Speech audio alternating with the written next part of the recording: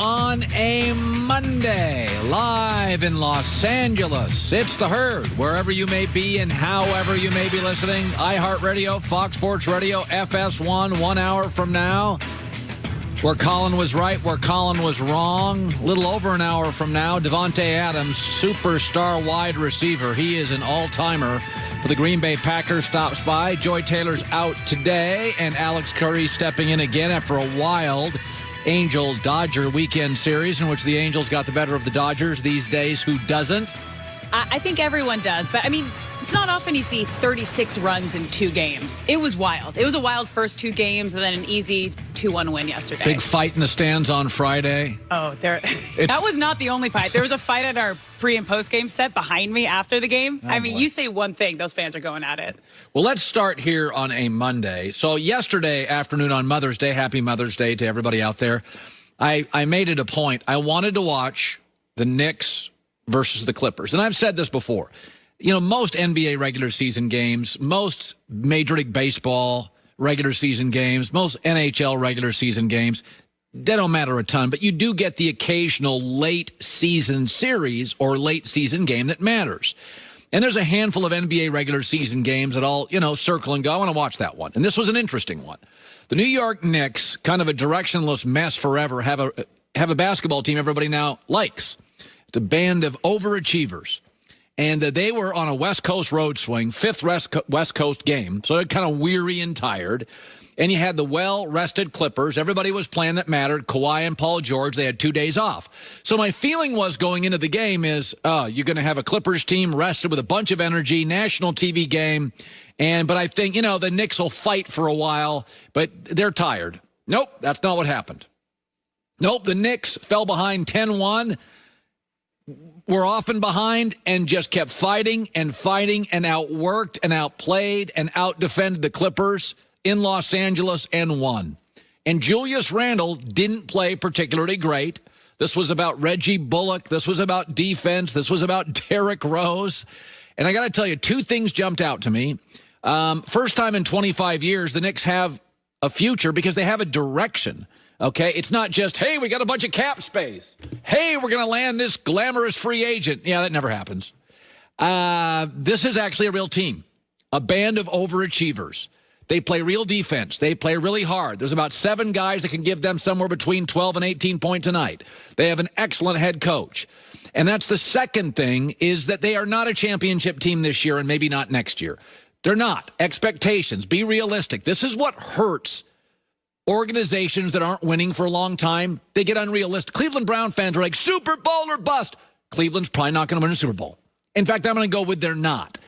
But they're a playoff team. They can win playoff games. The Knicks are a playoff team. They can win a playoff series. But they don't have enough offense on a nightly basis to be a championship team. Also, one of the great advantages of the Knicks is they play their ass off. They play hard. That wins a lot of games in the regular season. But everybody in the playoff plays hard. And so that equals out. You need talent. Brooklyn's going to play hard in the playoffs. Lakers going to play hard in the playoffs. These star-studded teams, they take nights off. They're not energized. I mean, they call Rajon Rondo playoff Rondo. He plays hard when the lights are on. But it doesn't matter to me because the Knicks now have a direction. It's so much easier in life to get somewhere when you actually point to something and you're going somewhere. And it's not just that the Knicks have been bad. They've never stood for anything in recent years. What are they? They're not good at really anything in particular. What is the foundation of the house? What is it? The Knicks have it. Play real defense. They're very coachable. You get maximum effort every night. That is not a championship team, but it's a 45-win team in the regular season, and that in the East can get you a 4 or 5 seed, and they are absolutely good enough to win a playoff series. They just lack offensive firepower. But, it's funny. For all the glamour and the wealth and the stars of New York, if you really go back to the history of New York Knicks basketball, and when I was a kid, the first time I started watching sports was like 1971, 1972. The 2 championships for the Knicks came in 1970 and 73, both against the Lakers with Jerry West. The Lakers were known as flashy and offensive. The Knicks were all about defense. Walt Frazier still a broadcaster, was a 7-time All-NBA defender. They were about defense. And everybody always thinks New York is flashy. That's not about it. That's not what it's about. Even Syracuse basketball, the most popular college team in New York now, is about that zone defense that Boeheim plays. New Yorkers like their teams tough. The New York Giants Super Bowls have really never been about offense. They've been about defense. Joe Namath is one of the only, offensive-driven New York championship teams. And when you really look, Mariano Rivera, the closer. They don't win any of those World Series under Torrey without Mariano Rivera, the closer. And so New York's all flashy, but the Knicks won with defense over the flashier Lakers. Pat Riley's teams were all about defense, and this team is all about defense and effort. It just fits New York. I've said this before. It's not a coincidence that every great Laker team starts with offense. Wilt, Jerry West, Gail Goodrich, those teams won 33 straight in the 70s at one point. Magic and Kareem, Shaq and Kobe. That's really what they're about. Last year was weird. It was kind of about defense and AD and Dwight Howard and JaVale McGee and size. It was such a weird Laker championship. But again, it was a pandemic year. It was a weird year. The Detroit Pistons, every time they've won, it's been about defense. You kind of mirror your city.